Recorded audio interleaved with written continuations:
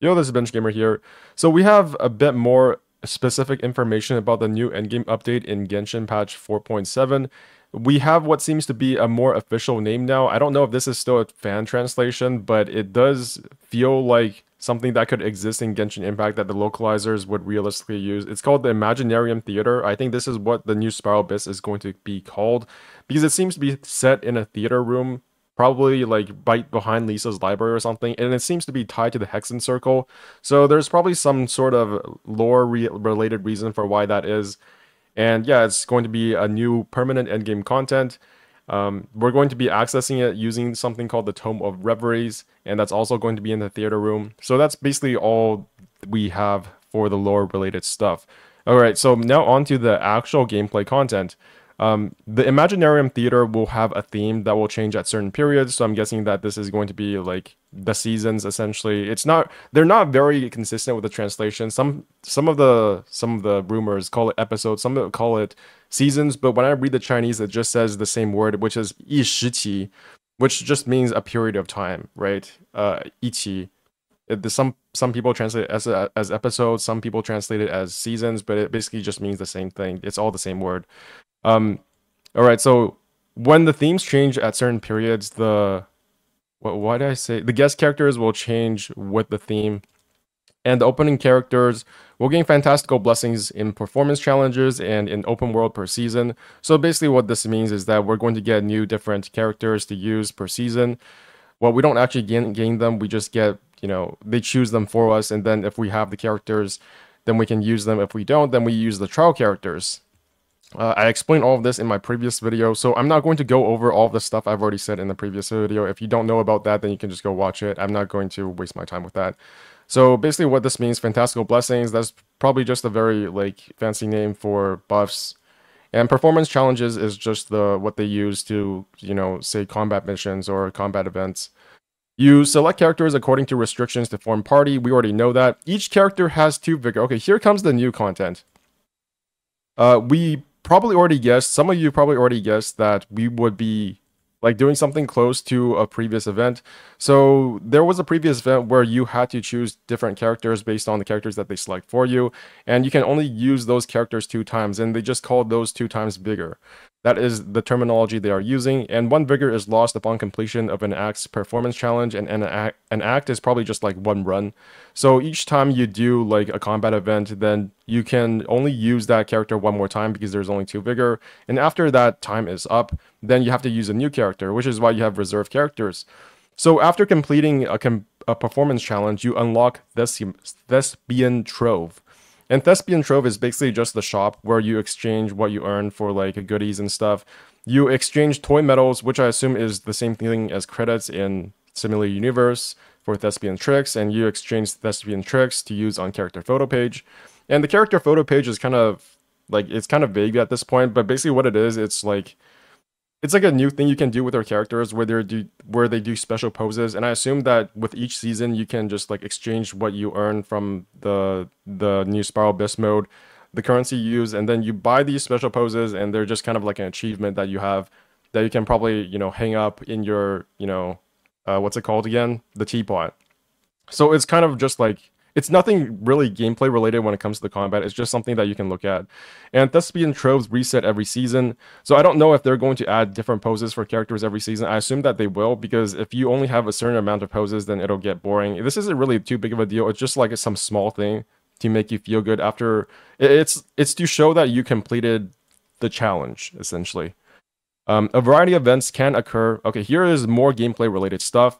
A variety of events can occur during the Simulator Universe run. I'm just going to call it Simulator Universe because Imaginarium Theater is, I don't know, maybe it'll become more like, maybe it'll grow on me. But basically, during the Simulator Universe of Genshin Impact, there can be companion events that allow you to invite characters to your standby team. So you have reserve characters, right? So I assume standby team is the characters you can use and exchange once you've used up all your vigor. And then you have to use these companion events to get characters from your reserve pile, and then you can use those once you've used up your vigor. There is also another event called Wondrous Succor, which is basically just another way of saying combat buffs. They're the same thing as what you can choose in Simulator Universe. There's also mystery acquisitions, which provide specific buffs with risk of downside. So those are like those events in Simulated Universe where you get a choice of whether or not you want to risk getting a bad artifact, no, bad relic. Is it called relics? Basically, those items that give you a buff, but they're not the usual buffs. Oh my god, I don't even know what to call them in Simulated Universe because I just auto pick them. So they're kind of like artifacts. It's basically the roguelike element. It's the most roguelike element of this simulated universe of Genshin Impact, essentially. And there's a chance that you can get a negative buff probably, if the RNG is bad towards you. And then once you pick those events, obviously events reset. That's nothing special. Characters that haven't been added to party yet can provide support in events to give more buffs, which is pretty interesting. I don't think we can do that in Simulated Universe yet. So that's actually something that Honkai Star doesn't have, I think. It might have, I don't know, because I don't really pay attention to this stuff. I just like play on autoplay. Performance challenge occurs after selecting combat event, very obvious. Performance challenge, I think, is just like another way of saying combat event. You can retry challenge mid-battle. So I think that's also coming to Honkai Star Rail in the next update in 2.3. I believe there's a bunch of similar universe updates, quality of life changes in 2.3, and I'm not really sure about all of them, but it seems like this is something that is just happening across Hoyoverse. So this might be something that comes from Honkai Star Rail as well. Yeah, so you can retry the challenge mid-battle, and when you retry the challenge mid-battle, you can also rearrange your party. Each character loses 1 vigor after completing combat event, obviously. Need to switch out current party to complete performance. Yeah, we already know that. And yeah, trial characters, we have their stats now. Trial characters will be level 80 with 888 talents, and they will be at C0, R0. So C0, R0 kind of implies that they will have their signature weapons, which is good, I guess. Yeah, that's good. So they're not going to be that bad, but obviously they're not going to be as good as if you have them leveled up to maximum level with their signature and constellations. Obviously, this is basically what I said. It's just going to be a gimped version of what could be the best version of your character, and you're just going to have to deal with that. You can also borrow a character from your friend, which I mentioned last video, but you can only do it once per season. I would also mention that. But there's also the fact that your friend can only lend the character to 15 people. So while I was reading some comments on this, there were a lot of people who complained that they're gimping you. Why are you giving us this artificial limitation? But it's actually not that big of a limitation because you can only borrow 1 character per season. So like you're not going to need 15 friends, right? You're not going to need all of these people. It's just like a small limitation so that you might want to have more than 1 friend who plays the game. If you have more than 1 friend who plays the game, who has like a cracked character, then it's like it's already solved. This is not a big deal. So okay, your friend can only lend their character to 15 people. Who the fuck cares, right? Yeah, and the leaks basically confirmed that it's going to be more simulated universe than pure fiction, which to Genshin only players probably doesn't make any sense. But pure fiction is basically just like pure fiction is just a wave clear. You clear a wave and you get more points, and then you win by clearing the wave before a certain point. Simulated universe is more like the roguelike mode.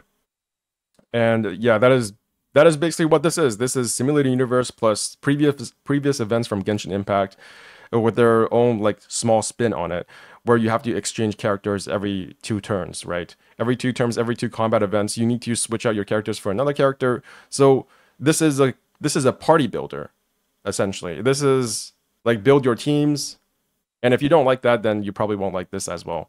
The old Spiral Abyss, however, is going to be only reset once a month now, so this is kind of a bummer because in the last video I said that we would be getting 800 Primo Gems per Abyss, and currently the Abyss resets every 2 weeks, but I'm kind of mixed about this. On one hand, this is basically saying that the seasons will replace the missed Primo Gems that you're getting per Abyss, right? Because if it resets once per month, it's 800 Primo Gems, right?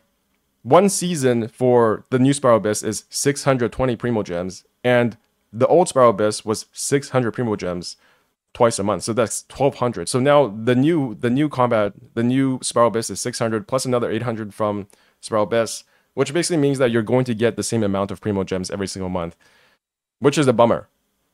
But I don't really hate the fact that it only resets a month because realistically speaking, they don't change the enemies in Spiral Abyss all that often. It's like they change it once every 3 Spiral Abyss resets. So from a gameplay standpoint, there's literally no difference. You're just getting the same amount of Primo Gems with the addition of this new Spiral Abyss mode. But the unfortunate thing is that if you don't like this Spiral Abyss mode, if you like it less than the previous Spiral Abyss, and you just want to get your Primo Gems and you can't do the Spiral Abyss because you don't have the characters or you just don't like it, then you're kind of out of luck. Basically, what they're doing is they're forcing you to play the Spiral Abyss to get the same amount of Primo Gems as previously. So this is a massive FOMO, is what I'm saying, which is bad. But at the same time, I don't care about it because as somebody who's played this game for 4 years, I just want more gameplay content. So this kind of doesn't affect me. Anyways, that's all for the new info. This is BenchGamer signing out. I will see you guys later. Bye-bye.